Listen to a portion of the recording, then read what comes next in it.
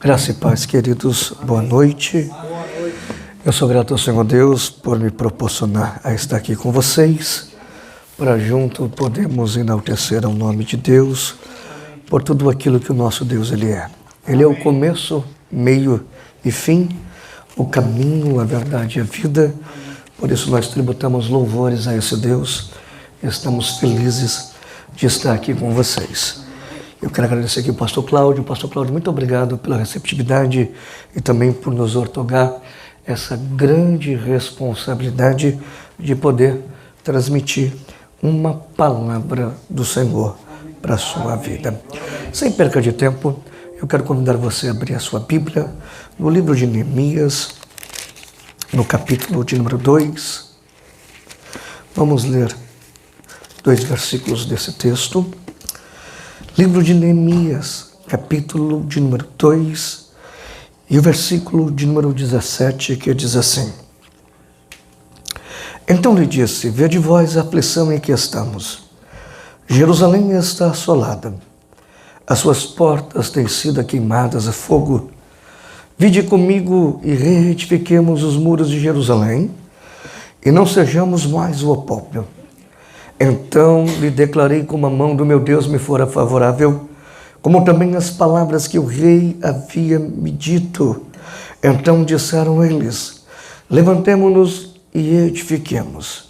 E esforçaram as suas mãos para o bem. Amém, amados? Amém. Estamos vivendo dias de insegurança, dias de luto. Há 1 ano e meio, quase 2 anos, passamos por tantas lutas e tantas dores e parece que começamos o ano pensando que o ano vai ser um ano problemático. Mas o texto que Deus me deu essa noite para compartilhar com vocês é um texto que do caos Deus constrói uma nova história e do fim Deus faz um novo começo. O livro de Neemias vai te empolgar essa noite, vai te inspirar a acreditar que mesmo quando tudo parecer que é o término, é o fim, Deus vai fazer algo novo.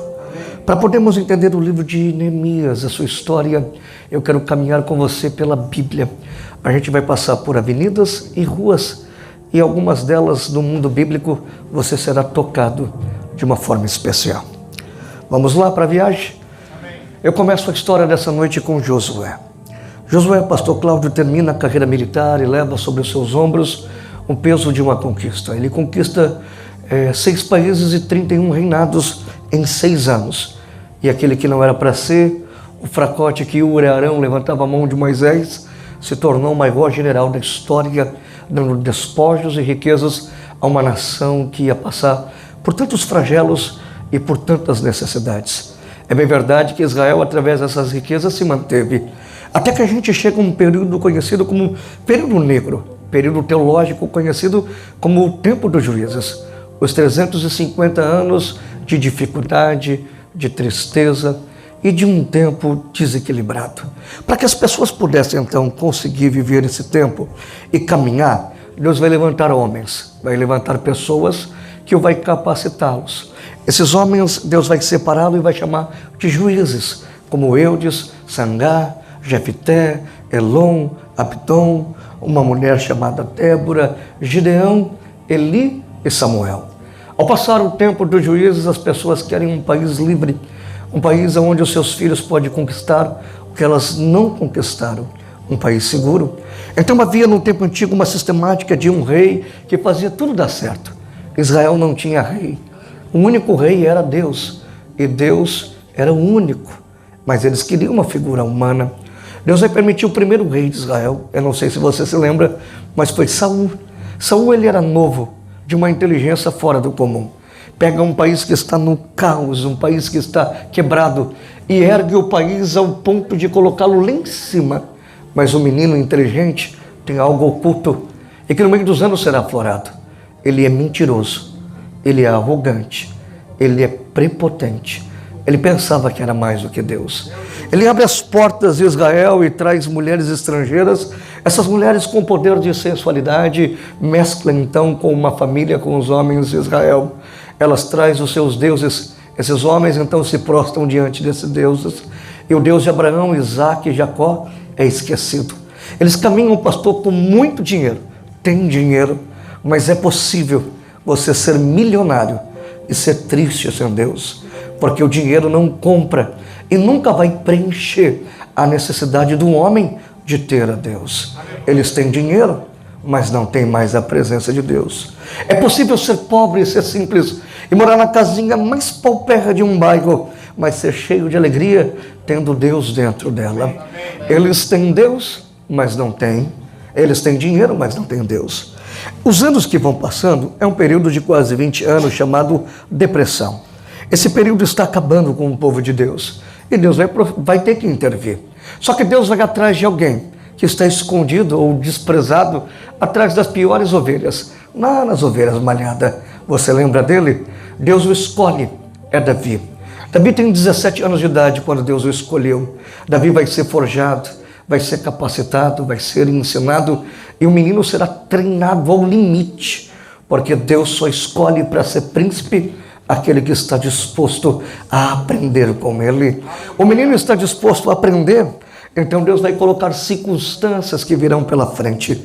Essas circunstâncias que virão pela frente vão deixar o menino muito abalado, mas vai deixar o menino muito seguro. Por exemplo, ele vai enfrentar um urso, um leão e um gigante. Vocês o lembram? O urso era pequenininho, pastor Cláudio. Ele só tinha 1 metro sentado e uns 2 metros de pé. Pesava no mínimo uns 300 quilos. Com as pontas poderosas de suas patas e unhas, poderia rasgar a presa facilmente e destruir Davi aos pedaços. Davi vai enfrentar um ser que usa a brutalidade. Mas Deus vai trazer a essência a Davi. E Davi entende que às vezes as pequenas coisas podem trazer grandes resultados. E que ele tem que ficar atento, não pelo tamanho e pela força, mas fique atento pela oportunidade que virá. Que assim que ele olhar a oportunidade, ele pode então o vencer. Quando o urso ataca Davi, olha, e ele respira fortemente. Ao se esquivar algumas vezes, então Davi pega o ponto fraco. Ele usa muita força nos seus ataques e ele vai cansar facilmente. O urso está com a língua para fora e ele mata o urso só se esquivando dele. E Deus então está ensinando a ele, às vezes na vida, as pequenas ideias, as pequenas coisas, as pequenas oportunidades serão um sucesso de uma base consolidada em Deus. Então eu digo a vocês, fique atento às coisas pequenas que estão ao seu lado. Grandes ideias podem se tornar grandes empreendimentos nas mãos daqueles que servem a Deus. Davi vai enfrentar um leão, e o leão ele é antagônico. Ele é ligeiro, inteligente, pesa 250 quilos, e quando a presa pensa em fugir, ela já foi devorada. Se Davi enfrenta o leão, ele morre, e se foge, morre também. A probabilidade é de 99% que o leão vence esse duelo. O território é do leão. 1% é para Davi, mas a essência de Deus vem novamente. E Davi entende algo que você precisa entender. Ele só tem 1%, mas aquele 1%, Deus está com ele. E se Deus está com ele, 1% de probabilidade é sinal de vitória para todos aqueles que têm Deus. Talvez esse ano as dificuldades venham, talvez você tenha só uma pequena possibilidade de chance, mas nessa pequena chance, se Deus estiver com você, fique tranquilo, você vai vencer, porque Deus está contigo.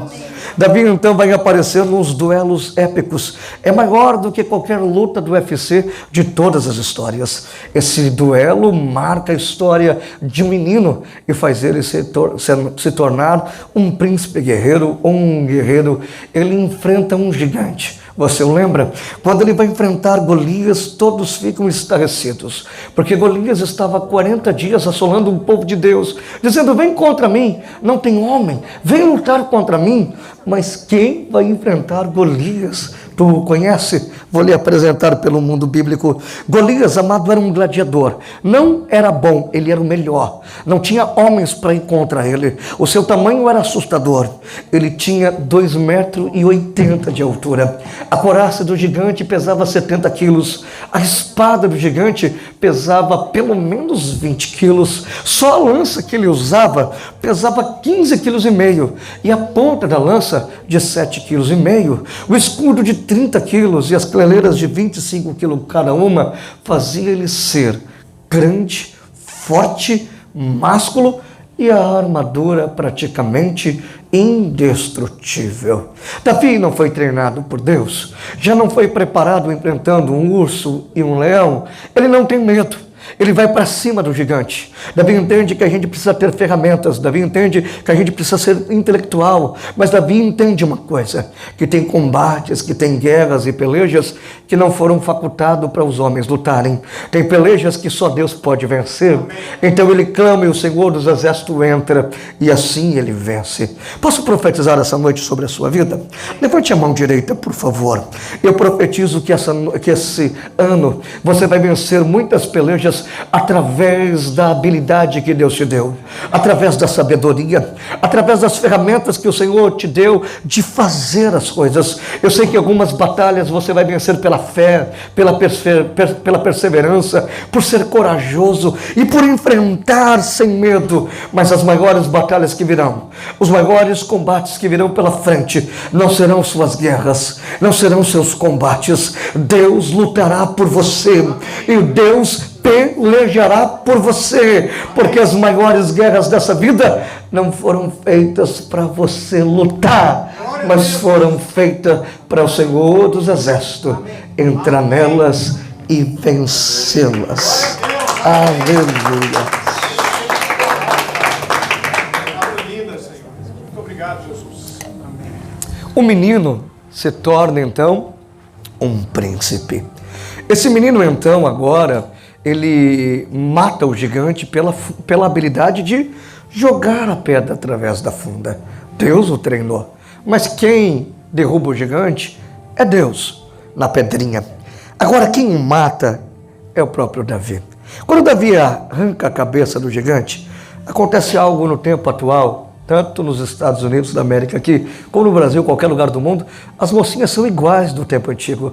Quando olharam Davi com a cabeça do gigante na mão, andando pelas ruas, então gritavam: "Ei, Saul, você mata milhares." Elas faziam um coraçãozinho para Davi e gritavam: "O nosso Davi mata 10 milhares." Davi é vocacionado, é aplaudido e se torna herói de um país. Por quê? Não é outra coisa a não ser a presença de Deus, que usa um menino para matar aquele gigante. A presença de Deus vem novamente e eles vê Davi como um herói daquele país. Vem um período de fama na vida de Davi e Deus vai intervir. Deus não trabalha com a fama. Poucos homens entram pelo caminho e poucos homens terão a oportunidade de voltar, porque a fama te leva a um caminho que não tem retorno. Às vezes o buraco é tão profundo que não tem ninguém para jogar a corda, uma escada lá dentro. A fama destrói homens, famílias e pessoas, mas Deus trabalha com reconhecimento. Reconhece homens, famílias e ministério, ao ponto de quando Ele reconhece isso em nós,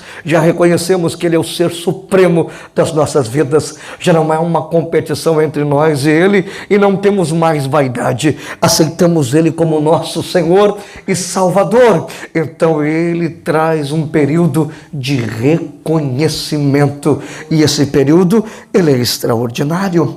Davi, ele vai sumir nesses 13 anos. E onde está Davi nesses 13 anos? Ele está fugindo do sogro.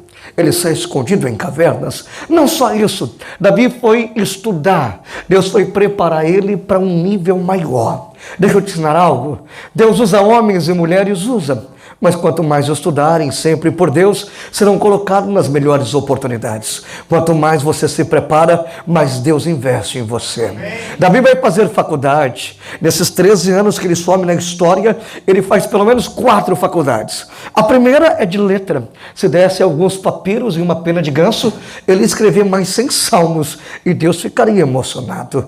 A segunda faculdade é de música. É ele que cria notas musicais, instrumentos de corda, e diz diz para Deus: louvor perfeito ao Senhor. Ele vai fazer faculdade de teologia, porque aos 30 anos vai exercer o ofício sacerdotal do seu tempo. Ele vai fazer faculdade de engenharia e vai se tornar um dos maiores construtores do seu tempo. Todos lembram do menino simples que cuidava das ovelhas das malhadas, mas todos esquecem do menino que toma posse do trono. Ao tomar posse do trono, não é mais um menino. Ele tem 30 anos, é um rei mestrado, magistrado, doutorado e poliglota. É possível nascer pobre e a maioria das vezes, ou de nós, nascemos em casa simples e no meio da pobreza. Continuar pobre, continuar com a mesma vida, não pertence a Deus, pertence a você. Porque as oportunidades virão e cabe você evoluir e mudar a sua história. Davi, ele se apegou às oportunidades e aos 30 anos ele é um rei que não vai mudar a sua vida, porque Deus mudou a sua vida. Ele vai mudar a história de uma nação. Mas com tanto conhecimento, com um homem com um gabarito desse porte, o que faz ele ser diferente de Saul? Eu te explico, porque ele é o segundo coração de Deus. Ele é simples, ele é grato, ele é adorador. Davi sabia e ele era apaixonado pela simplicidade.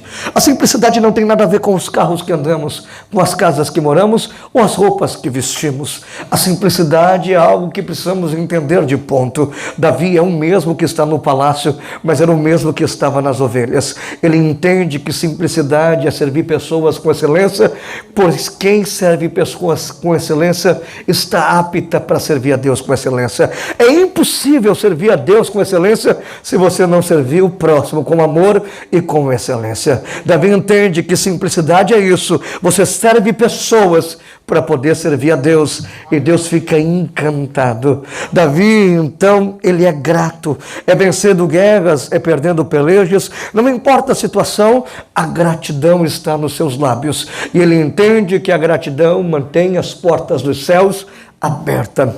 E Davi é adorador, conquista cidades, perde outras, sofre atentados, perde filhos, sofre outras situações, e quanto mais a situação fica difícil, ele aumenta o tom da poesia e ele é um adorador.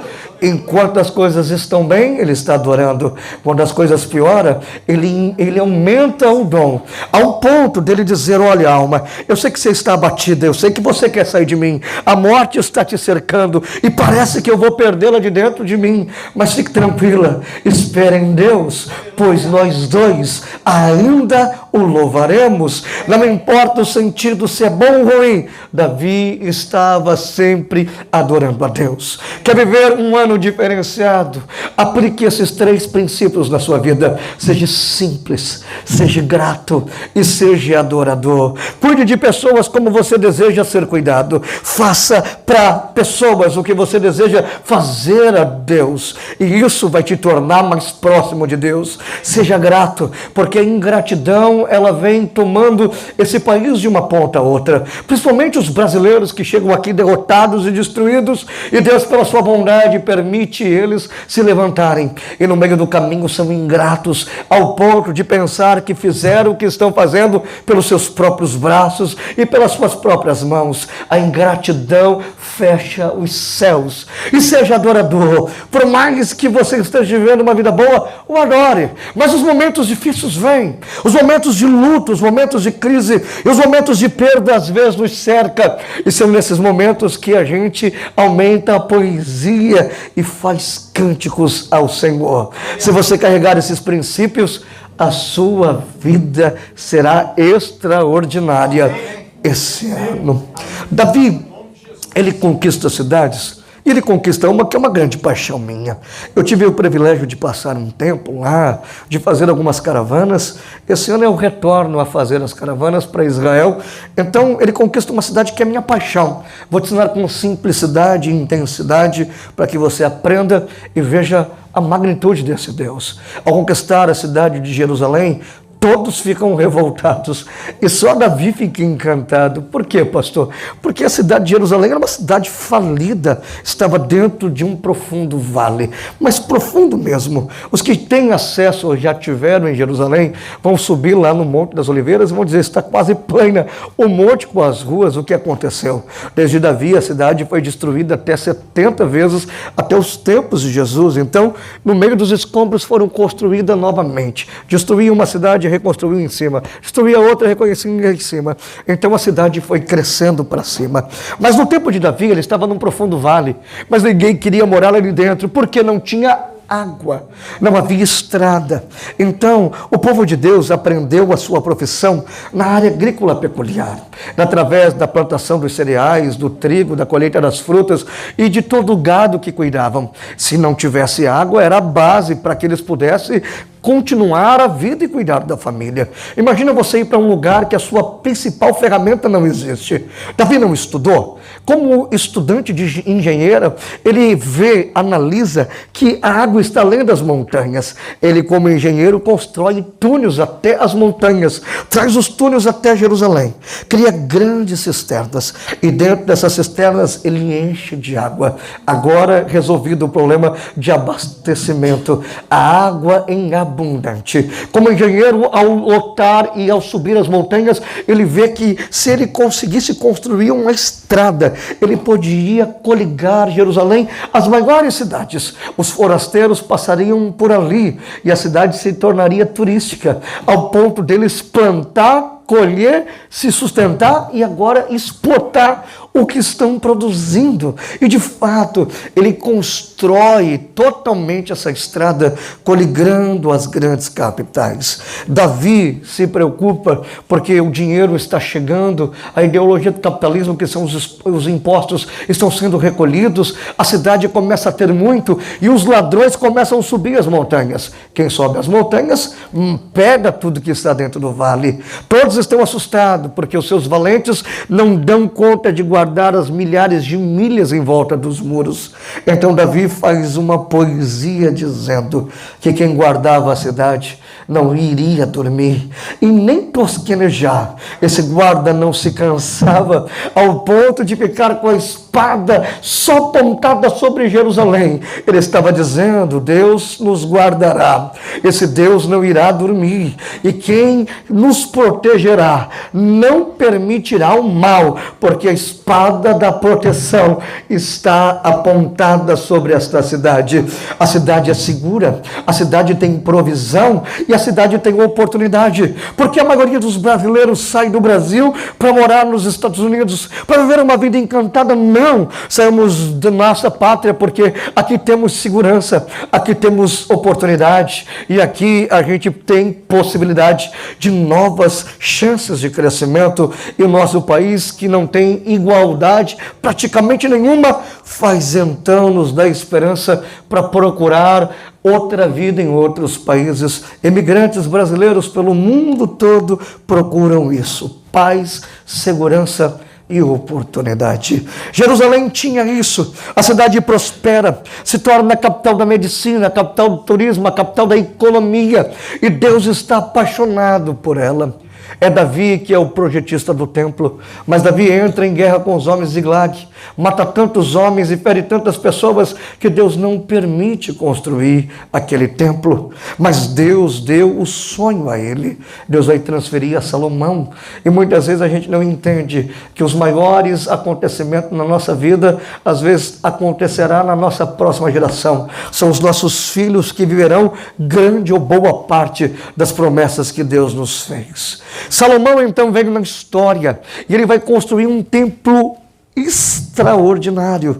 Esse templo, ele não tem muito a ver com aquele que fizeram em São Paulo, lá perto da casa da minha mãe, na capital, pastor Cláudio. Ele não é tão grande. O templo de Salomão, ele tinha 9 metros de comprimento, 9 metros de largura e 9 metros de altura. Detalhe, era todo em ouro, todo em madeira maciça, todo em pedras preciosas e prata de primeira linha. Era uma obra tão exuberante que quando eles pensavam em construir, alguém dizia: não tem como construir. A gente junta um PIB da arrecadação anual. E se juntar todo o PIB, não tem como fazer uma obra. A obra é mais cara do que eles arrecadavam. E Deus então diz a eles, e daí?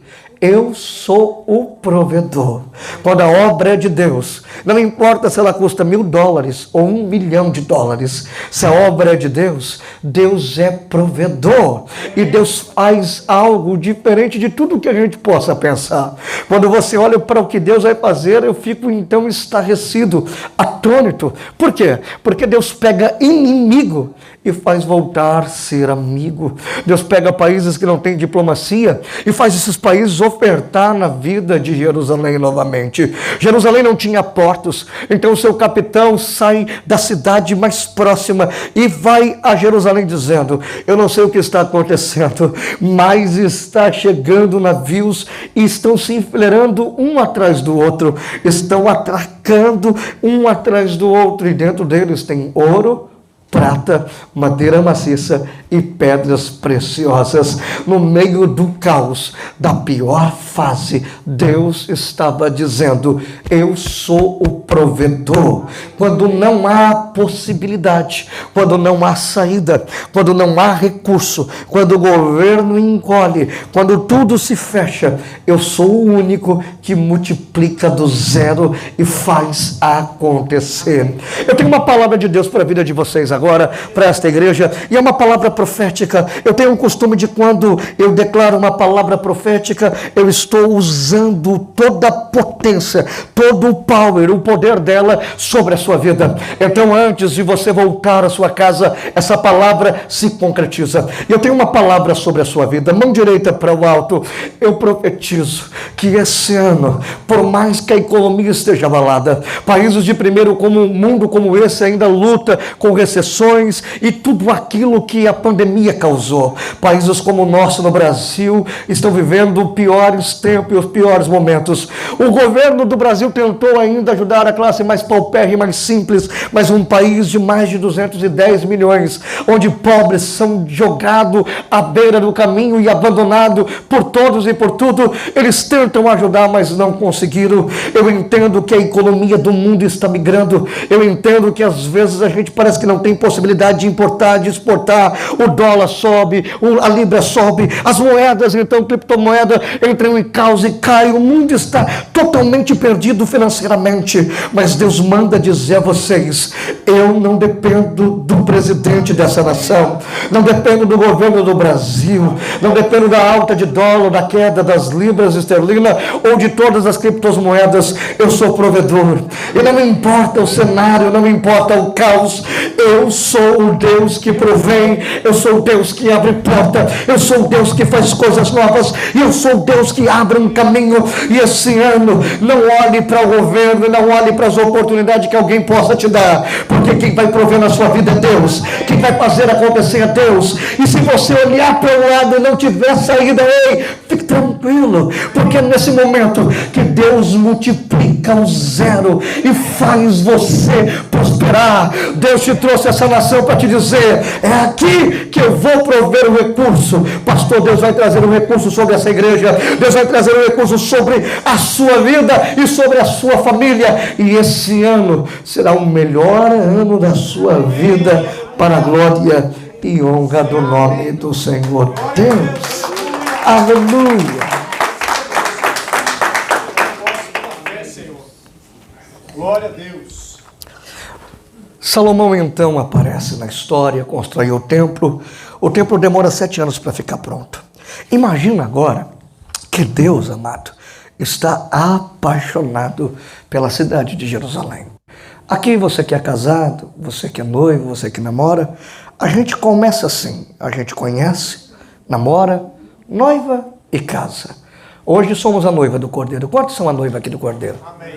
Mas para ser noivo tem que ter um romance, tem que ter um namoro. Onde começou isso? Ei, te explico. Deus olhou para Jerusalém dos 40 anos e não olhou para outro lugar. E Deus chamou as meninas dos seus olhos. Jerusalém. Deus tem a figura paterna ou masculina na Bíblia. A igreja que somos nós, temos a figura feminina. O que faz um homem ficar encantado pela mulher não é a cor da sua bota, não é o estilo de blusa que ela usa. Homem que é homem, ele é visual. Ele olha de cima a embaixo. Então as meninas dos olhos crescem, coração dispara, ele arrepia e se apaixona facilmente. Enquanto homens são visuais, as mulheres se apaixonam por aquilo que ouve. Deus então está dizendo: vocês são as meninas dos meus olhos, eu estou apaixonado. Agora imagina você que é solteiro aqui, encontrar na sua vida alguém fiel, que está difícil, e rico. Pastor, nem precisa ser bonito, eu já tomo posse pelo milagre da riqueza. Jerusalém encontra um Deus fiel e um Deus que não tinha limite, tudo era dele. O homem, quando está apaixonado e ele tem muito dinheiro, essa mulher, ela tem sorte. Por quê? Porque tudo que o dinheiro puder comprar, ele vai comprar para fazer por ela. Alguns homens da história construíram palácio para suas amadas, outros construíram carros, outros construíram impérios, outros por amor fizeram coisas assim que às vezes inexplicáveis. Imagina Deus apaixonado. Se hoje somos a noiva, tudo começou com Jerusalém. Deus então deu o primeiro presente a eles. Deus não deu dinheiro, porque dinheiro ganhamos e perderam. Deus deu a habilidade de ser inteligentes e de conquistar. O primeiro presente que Deus deu a Jerusalém foi aumentar o QI do povo. O povo estava anos-luz à frente das pessoas da antiguidade. Eles viraram físicos, matemáticos, e através dos números eles criavam. O judeu mais fraco, um dia desses que passou uns dias atrás aí na história, foi um tal de Albert Einstein. Eles são matemáticos, são físicos e criam desde esse dia que Deus presenteou o seu povo. Nesses 40 anos, Deus só pediu uma coisa a eles: fidelidade. Deus não te aceita pela metade. É melhor você ficar no mundo pela metade do que brincar com Deus dentro da sua casa. Deus leva muito mais a sério alguém que está do lado de fora e diz: eu sou cheio de defeito, mas eu estou aqui, do que está dentro da casa de Deus e dizer: eu estou cheio de defeito e o teu evangelho não me muda. Deus só te aceita por inteiro. Deus não abre mão nem um pedacinho de você. Se é para andar com Deus, tem que ser dele por completo. Quando Salomão vai terminar o seu reinado, não está tão bem. Alguém sempre me pergunta: pastor, Salomão foi para o céu? Sim. Senão não estaria na galeria dos heróis do livro aos Hebreus, do escritor aos Hebreus. De fato, não termina o seu reinado tão bem. E Deus, assim, ele é diferente do homem. O homem constrói milhares de coisas boas. Ele faz uma coisa ruim, e tudo que ele construiu de história boa é apagado por um erro. Deus não é desse jeito. Deus é justo e pesa na balança sempre as suas obras. É possível errar, construir histórias lindas e ter um erro, e Deus fazer você superar nela todas as coisas e mostrar que ele é um Deus justo. Salomão não termina o seu reinado tão bem. Pior são seus filhos, então, que assumem o controle e são viciados na vaidade, no poder, na mídia, na riqueza, e querem somente o dinheiro estar nos potentados e na riqueza. Eles vão enfrentar pessoas e vão fazer dessas pessoas a vida um inferno. Essas pessoas vão quebrar a ética, vão quebrar a história, as posições, e vão se dividir. Algo nunca antes visto começa a romper. 12 tribos que caminhavam no propósito separam, se tornando duas, Reino Norte e Reino Sul. As 10 tribos odeiam as duas, e as duas parece que quer o mal das outras 10. Deus vai tentar intervir, vai tentar avisar a eles para caminhar no propósito, porque quando você sai do propósito, as coisas vão te cercar e os dias difíceis vão vir. E eles não ouviram, ao ponto que 80 anos das profecias que virão vão sumir as 10 tribos, serão dizimadas pelos sírios e desaparecerão, até que Jerusalém está ainda vivendo um momento bom. E Deus vai permitir um dos piores ditadores do mundo bíblico entrar em cena e causar uma destruição muito grande. Nabucodonosor viajou 1.100 quilômetros, 4 meses e meio de viagem. Ele entra pelas portas de Jerusalém. ele toma o rei daquele lugar. Ele bota um príncipe babilônico, e para que o povo se curvasse e obedecesse às suas regras, ele leva 10.000 jovens. Esses jovens são os mais importantes, que vão para o exílio babilônico. Na Babilônia eles choram muito, porque a cidade de Jerusalém era uma cidade moderna, mas só tinha 12 portas de madeira, porque Deus aguardava. A espada já não estava mais lá. Deus havia se retirado por causa do pecado. Quando chegam na Babilônia, havia 100 portas, todas de bronze, 250 torres de vigia, e a largura dos muros era incrível, dava quase 40 metros só a largura dos muros. 2 carruagens com soldados passavam simultaneamente, correndo, fazendo a guarda dos muros. Era impossível de sair dali, mas o povo de Deus se humilha, e a Bíblia diz que quando você se humilha, Deus atenta ao seu coração, e se ele vê que a humilhação é verdadeira, ele é bondoso para te livrar ou para te levantar do lugar que você caiu. Ele olha para Jerusalém e ele olha para a Babilônia. Ele vai levantar 2 profetas que vão profetizar simultaneamente. Jeremias está em Jerusalém dizendo que o fim está próximo, e alguém então diz: morre você primeiro. Ele é jogado dentro de um buraco, Baruque o socorre, e ele sai de lá para profetizar dizendo: põe a boca no pó, talvez haja esperança, porque eu vou aguardar em silêncio a salvação no Senhor. Lá dentro da Babilônia, Ezequiel está profetizando 10 anos que o fim está próximo, e ninguém deu credibilidade, até que o improvável acontece. O palco dos feitos, dos milagres de Deus, a criação suprema de Jerusalém, para que mostrasse a sua glória, agora recebe a invasão de Nebuzaradã. Ele bota fogo nas 12 portas de madeira, levanta então um grande fogaréu, as pessoas se assustam, deixam as suas casas, correm para o centro da cidade, os soldados rompem os muros, enquanto um grupo entra dentro do templo e bota fogo e profana e rouba o tecido sagrado. Outros soldados não têm piedade, eles matam as meninas, as crianças, os jovens, os velhos, e rios de sangue correm por aquele lugar. A destruição toma aquele lugar, o choro é tão grande e o luto é tão grande que a única palavra que eles lembraram foram Deus, através de Jeremias, que eles sofreriam os 70 anos da angústia chamada Jacó. São os 70 anos que eles vão passar no exílio babilônico. Quando passa esses 70 anos, Deus vai restaurá-los, mas Deus diz: eu só restauro vocês se vocês restaurarem a adoração. Deus é movido por adoração. Deus não vem nessa igreja para ver a cor da sua roupa, e muito menos pela estrutura que essa igreja tem. Deus só vem se há adoração. Deixa eu te ensinar um pouco sobre adoração. Quando eles estão cantando, eles estão dizendo assim, ó, Baru, Ramá, Bechim Adonai. Estão cantando para o chão. E Deus diz: não recebo louvor cantado para o chão. Eles começam a cantar para frente. A Babilônia tinha 25 mil deuses. E Deus diz: stop, man. Pare, homens. Eu não consigo ver uma adoração que vocês oferecem a deuses. Eu só recebo uma adoração que vem para mim. E eles perguntam: qual a adoração que o Senhor gosta de ouvir? Deus diz: só recebo uma. O que é cantado para o alto. Porque quem canta para o alto, canta para mim. E eu recebo a adoração. Eu te ensino essa noite, a adoração não tem nada a ver com talento.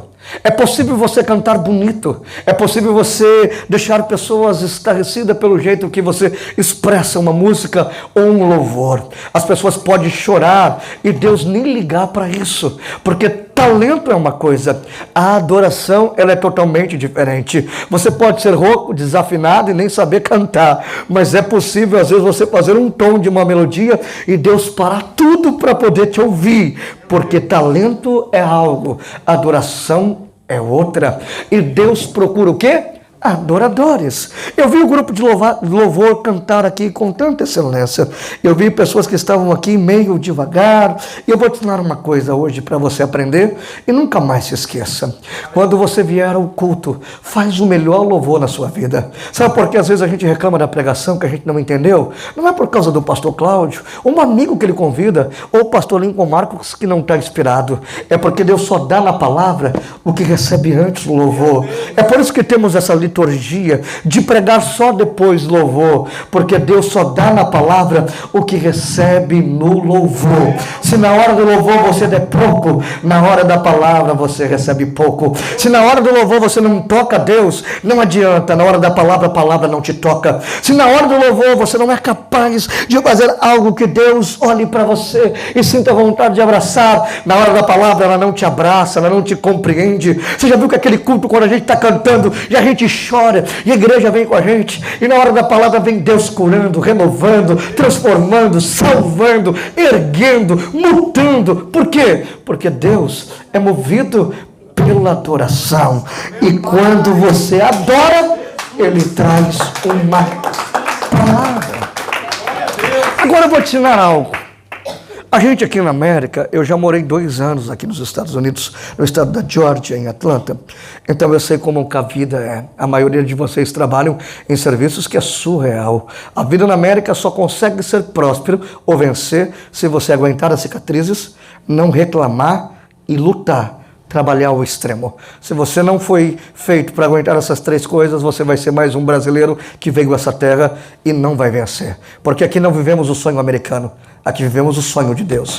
Viver o sonho americano é fácil. Eu quero ver você viver o sonho de Deus, tomar posse daquilo que Deus projetou para você. Então a gente tem dias árduos, dias de trabalho, que trabalhamos 14, 15 horas, com tantas coisas braçais. E às vezes a gente chega na igreja revoltado. A gente está revoltado com o chefe, com o patrão, com os amigos, com a família, a gente quer que eles morram. A verdade é essa. A gente está tão revoltado que a gente não quer nem ver a pessoa que a gente ama do lado. Então a gente está no primeiro louvor, que a gente fala, o que eu estou fazendo no culto? Que culto que é esse? Aí você nem repara. Mas quem está aqui com o violãozinho, quem está aqui com o teclado, aquela que está cantando, está fazendo o primeiro louvor. Você nem percebeu que no primeiro louvor, para o segundo louvor, você esqueceu. Você não está com raiva mais de ninguém. Para o segundo, para o terceiro louvor, você esquece da semana, tem um quebrantamento. E quem está aqui tem a espécie de um dom de levar a adoração para que você consiga receber a palavra de Deus. No terceiro louvor, você nem viu. Você está chorando, você está cantando, você está adorando, porque os ministros de louvores, de uma forma especial, conseguiram tocar o seu coração e ajudaram você a pegar o seu louvor e entregar a Deus. Então, quando vocês entrarem por essas portas, na hora do louvor, quem estiver tocando, quem estiver cantando, faz o melhor louvor da sua vida, faz o melhor cântico da sua vida. Eles estão te ajudando, é mais fácil. Experimente adorar a Deus, porque se a sua adoração chegar aos céus, Deus traz resposta. Posso profetizar? Levante as mãos. Experimente aquele dia que você foi traído por aquele que jurou amor eterno e disse, só a morte nos separa. Mas apareceu uma mocinha mais bonita, apareceu ali um rapazinho mais bonito, com um dinheirinho a mais, e você foi abandonado. Experimente aquele dia que você descobriu a falência, aquele dia que você descobriu na sua vida, simplesmente que você perdeu ali a possibilidade de ter alguma coisa. Experimente aquele dia que doutores como eu não descobriram o trauma da sua alma, psicólogos e psicanalistas não descobriram porque você sofre e porque você é triste e não consegue fazer um mapeamento na sua vida. Experimente aquele dia que o psiquiatra com as suas taxas pretas tenta diminuir a sua ansiedade e você não para de pensar que a morte é a melhor coisa que tem. Experimente dias de luto, de tristezas profundas, de depressão, entrar na casa de Deus e fazer o maior louvor da sua vida, porque se o seu louvor subir, Deus desce nessa terra, volta com você para sua casa. Antes de você chegar na sua casa, Ele já abriu a porta, Ele já mudou a história, Ele já reformulou, Ele já transformou e mostra a você que o seu louvor subiu a Deus. Aleluia. Agora, queridos, na hora do louvor, faz um melhor louvor da sua vida. Amém. E você vai viver algo especial. Só ensinar uma coisa para você que essa geração, ela não entende, pastor Cláudio. As pessoas têm o costume de dizer, Deus está em silêncio, Deus está trabalhando. Mentira. Algumas vezes isso é verdade, mas na maioria das vezes, Deus não está te ouvindo. É impossível você entregar um louvor que não haja uma resposta de Deus. Então, se na sua vida há muito tempo sem resposta, há muito tempo que Deus não te ouve. Você precisa mudar alguns hábitos. Você precisa voltar a adorar. Porque se a sua adoração tocar a Deus, Deus vem como resposta, independente da situação, independente do lugar. E Ele entra, e quando Ele entra, Ele faz acontecer. Então adore a Ele. De fato, veio a resposta de Deus. Deus levantou um rei fraco, mas de uma capacidade de gerir e administrar como poucos. Esse rei chama Ciro. Ciro vence o potentado babilônico. Ciro então faz uma inspeção, havia etnias de povos de todos os lugares e despojos de grandes conquistas de muitos lugares. Quem conhece história sabe, as pessoas não conquistavam a cidade antiga simplesmente para matar as pessoas. Elas conquistam pelas riquezas e tudo aquilo que a cidade tem de potencial. Agora, a Babilônia conquistou o mundo praticamente todo antigo. Era praticamente impossível colocar em catálogo e colocar tudo em dimensão de qualidade de dinheiro ou as separações de valores. Não daria, precisaria de pelo menos um século, mas ele viu que tinha um povo. Esse povo, eles tinham um talento. Eles eram super-humanos. A mente humana tinha a capacidade de contabilizar coisas que demorariam quase 100 anos, eles vão fazer em pouco mais de 1 ano.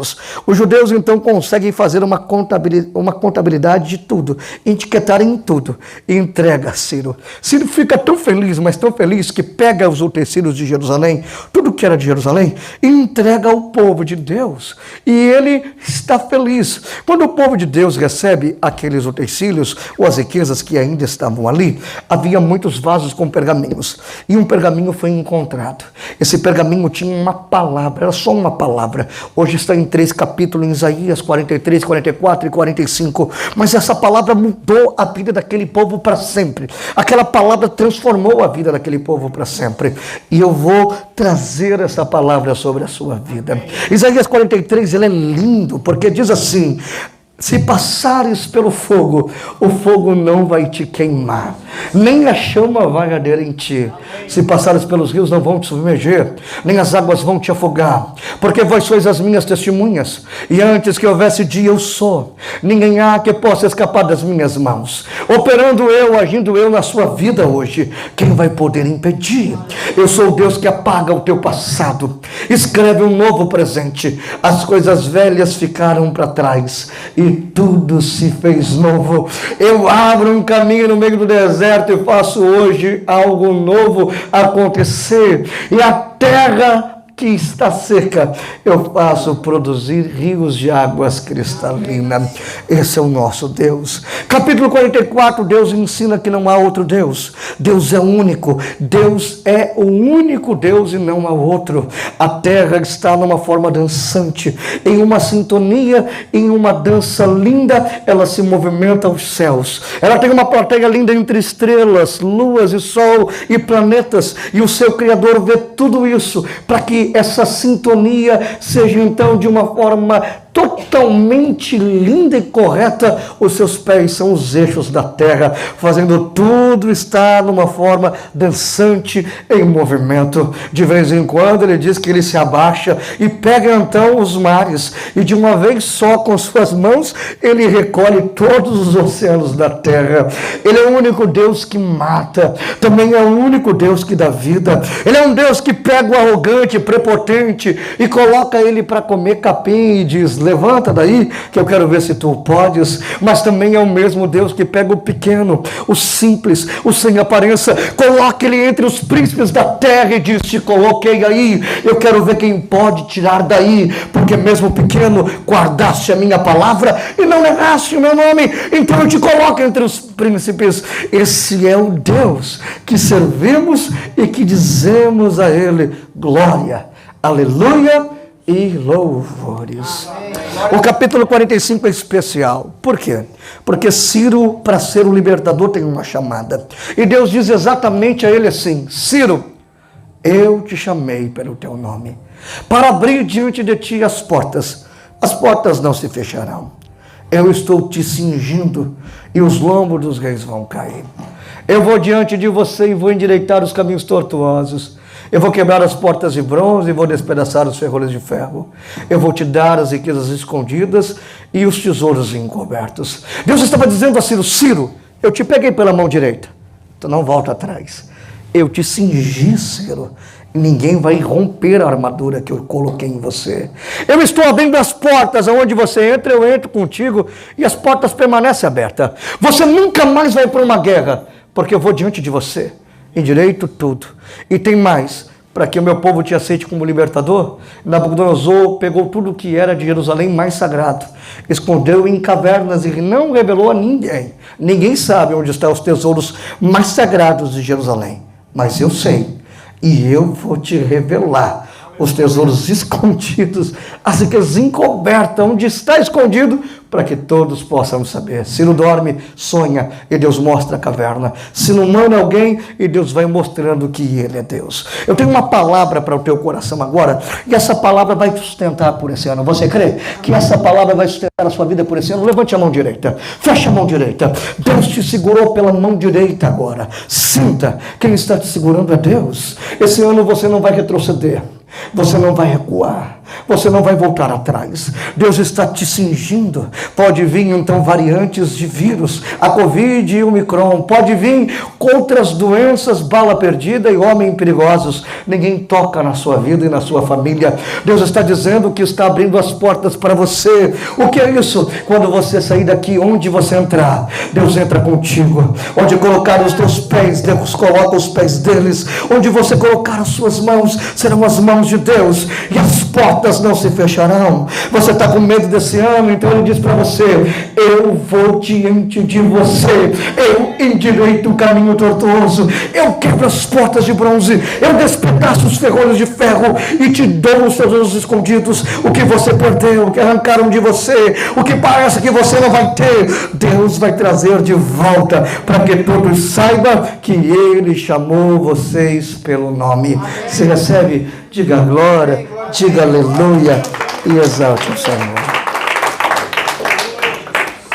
Eles vão reconstruir uma cidade que estão no chão. Vem Zorobabel, governador. Deus dá extras, perito no Pentateuco. Deus então dá 2 profetas pós-exílio. Vem um que tem uma idade, 30 e poucos anos. E ele profetiza assim: não é por força, nem por violência. Zacarias afirma: é pelo Espírito do Senhor. De repente alguém diz que Deus não usa velho, não conhece a Bíblia. Deus levanta um velhinho com 90 anos de idade. Ele tem 90 anos. Vai profetizar só 3 meses. Mas a palavra dele não preciso nem profetizar. Me empolga, me inspira, te inspira. Ele diz assim: olha, tudo que há no céu e na terra pertence a Deus, porque dele é o ouro, dele é a prata, e a glória da segunda casa vai ser maior do que a primeira. Assim diz o Senhor dos Exércitos. Quem é? É Ageu. Ageu tem 20 anos quando sai para o exílio da Babilônia. Ele passa 70 anos contando a história do primeiro templo.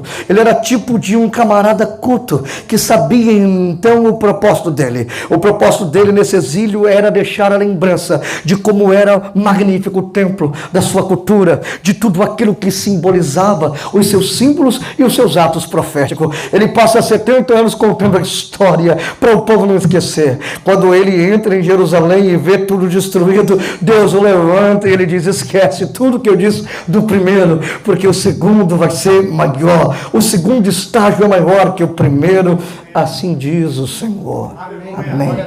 Os anos se passam, vem Malaquias, ele termina o primeiro templo, ele termina o segundo templo, a sua construção, da estrutura, mas as portas estão destruídas, os seus muros. Deixa eu só te aplicar uma coisa, achei interessante o que o pastor falou no sermão dele aqui, sobre oferta e dízimo. Só te ensinar algo. 1 segundo eu acho incrível. Deus levanta o profeta Malaquias. Existe diferença entre ricos e prósperos. Riqueza é um dom. A maioria de vocês não foram chamados para ser rico, mas todos vocês foram chamados para ser próspero. Prosperidade é diferença de riqueza. É possível ser próspero e viver muito melhor do que muitos ricos. A diferença é que a gente tem que entender uma coisa: o altar não toma, pastor. O altar multiplica. Mas só multiplica aquilo que você traz. O mundo entra em conflito todos os dias. As criptomoedas, você aplica nelas e invista em criptomoedas, invista em tesouro do governo, invista em Bovespa, tudo aquilo que possa fazer o seu dinheiro render, você pode fazer investimento, mas lembre-se, a moeda da terra, ela entra em colapso todos os dias, sobe e desce. Mas a moeda do céu nunca perde o valor, ela permanece constante. O bom tesouro no céu permanece constante. Quando você aplica o seu dízimo e a sua oferta aqui, aí multiplica, as portas se abrem e Deus então abre a janela para que a bênção dele te enriqueça e traga prosperidade. Então você só pode ser próximo se você estiver no altar trazendo a semente. Deus não multiplica semente seca, semente estragada. Deus multiplica fruto bom. Então honre a casa de Deus. Esse ano faça um ano diferente na sua vida. A gente honra tanta coisa, a gente compra tanta coisa fútil, a gente entra como os americanos e se torna materialista ao ponto de querer mais do que precisamos. Honre a casa do Senhor. Os dias que virão podem ser não tão fáceis, mas eu te garanto que você vai viver na prosperidade e a moeda do céu não vai perder o valor. Você não é movido pela moeda da terra, você é movido pela moeda do céu. Quando você aplica aqui, o que multiplica vem do céu sobre a sua vida. Ele diz, não vou abrir a porta aqui, eu vou abrir a janela ali em cima. Ninguém rouba o que é seu. Amém. Traz para o altar, traz com vontade e você vai ver a multiplicação. Amém. Respira fundo. Depois de muitos anos, eu chego no texto que eu li com vocês. Eu disse que a gente ia passar por algumas avenidas do mundo bíblico e algumas ruas, e Deus ia, de alguma forma, falar com a gente. Depois de mais de 100 anos da história, chegamos no texto de Neemias. Vocês conhecem o copeiro que fica triste porque os muros e as portas estão destruídas. Ele não nasce em Jerusalém, mas os pais sim. Ele fica sabendo por forasteiro que Jerusalém se tornou o opróbrio. Ele pede ao rei, ele ora e o rei o permite. Ele sai então de Suzã como governador para restaurar a cidade de Jerusalém. Detalhe, são 6 meses de viagem, enfrentando beduínos e forasteiros, inimigos da estrada, enfrentando o sol de 50 graus no deserto e o frio negativo. Ao chegar lá, pastor Cláudio, ele desafia o povo a acreditar em algo que é difícil de acreditar, mas que ele foi ousado. Ele diz, olha, eu cheguei, fiz uma inspeção na cidade e consigo reconstruir os muros e as portas. Eu vou fazer essa obra em 52 dias. Alguém riu deles, porque passou 100 anos na história. Como uma obra que em 100 anos ninguém constrói, aparece um doido que ninguém sabe o que é e diz, o que vocês não fizeram em 100 anos, eu vou fazer em 52 dias acontecer. Você crê que uma obra que não foi feita em 100 anos, seja feita em 52 dias? Você crê? Então você é profeta de Deus. Aqui ninguém tem 100 anos. Você não tem 100 anos de idade. Eu vou mais além. Desde o dia que você nasceu até o dia de hoje, você nunca viveu na sua vida o que você vai viver nos próximos 52 dias a partir de amanhã. Porque os próximos 52 dias da sua vida serão diferenciados. Deus vai mudar a sua vida. Deus vai abrir uma porta para você entrar. Deus vai trazer a saúde. Deus vai curar o seu coração. Deus vai afastar as pessoas que precisam ser afastadas. Deus vai trazer aqueles que estão longe. Deus vai restaurar o teu casamento, vai restaurar a tua família. Deus vai fazer uma obra tão grande. Deus vai fazer o seu documento dar certo. A sua documentação vai chegar. Deus vai criar momentos que você pensa que não era possível. O que você nunca viveu desde o dia que você nasceu, você vai viver nos próximos 52 dias. Eu declaro sobre esse ministério que os próximos 52 dias Deus está largando essas tendas, Deus está expandindo vocês, Deus está trazendo pessoas novas para a glória e honra do nome de Jesus. Amém. Queridos, terminando a minha participação, acho que já deu meu horário, eu nem perguntei para o pastor, mas acho que já deu meu horário, eu vou terminar agora. Neemias, ele levanta 12 portas. São 12 portas, 12 símbolos e 12 atos proféticos. Eu vou falar sobre uma e eu termino a mensagem em menos de 3 minutos. Neemias levanta uma porta que Deus vai levantar na sua vida hoje. Amém. Essa porta era uma porta chamada Porta do Cavalo. Quando os homens passavam por essas portas, só quem passava por ali era a infantaria. A infantaria ia para a guerra e muitas vezes não voltavam para suas famílias, mas eles eram patriotas. Eles lutavam pelos seus filhos e lutavam então pela sua casa. É bem verdade que eles adotaram um sistema que foi muito profundo, dizendo que quando saísse por essas portas só existia uma palavra: Adonai Itzavaot, o Senhor dos Exércitos. O Deus da guerra, o Deus do combate estava com eles. O Senhor da peleja ia na frente. E quando o Senhor da peleja vai na nossa frente, ele vence as guerras. A palavra Adonai Itzavaot, ela é uma palavra hebraica. Ela só aparece no Antigo Testamento só 300 vezes. E no Novo Testamento, 2 vezes. Predominantemente, ela aparece com muita preposição no livro de Ageu, 14 vezes. Malaquias, 24 vezes. Zacarias, 53 vezes. Do livro de Gênesis ao livro de Juízes, Deus não se manifesta com esse nome. A primeira vez que Deus se manifesta está em 1 Samuel, 1º capítulo, versículo 3. Quando Eucana entra num desespero. Ana, e Deus diz: eu sou o Senhor dos Exércitos. Eu sou o Deus da peleja. Eu sou o Deus da guerra. Eu sou o Deus do combate. Em outras palavras, eu sou invencível. Amém. Eu não perco. Eu venço tudo e todos. Amém. Eu sou todo poderoso. Amém. E nunca, quando entro na guerra por alguém, essa pessoa fica para trás ou perde para contar a derrota. Deus, ele é invencível. O mundo nos dá medo. Eu vim da Europa agora, eu lancei minha Bíblia em alguns países da Europa e eu tive países que eu não conseguia entrar devido às mutações dos vírus. A gente começa a viver e de repente somos assolados por tantas coisas. O que faz um homem temer é o medo. O medo vem, nos flagela, nos machuca, nos encolhe, nos isola, nos coloca em um quarto fechado, a gente perde os sonhos, as perspectivas, a gente perde a esperança e o mundo parece que está acabando. Essa noite, o Senhor dos Exércitos, o Deus de todas as guerras e combates, ele vai na sua frente, ele vai pelejar por você, ele vai guerrear por você. Eu quero que essa noite você não tenha medo esse ano. Venha o que vier, aconteça o que acontecer, Deus está conosco. Posso profetizar? Se coloque de pé e levante as mãos para o alto.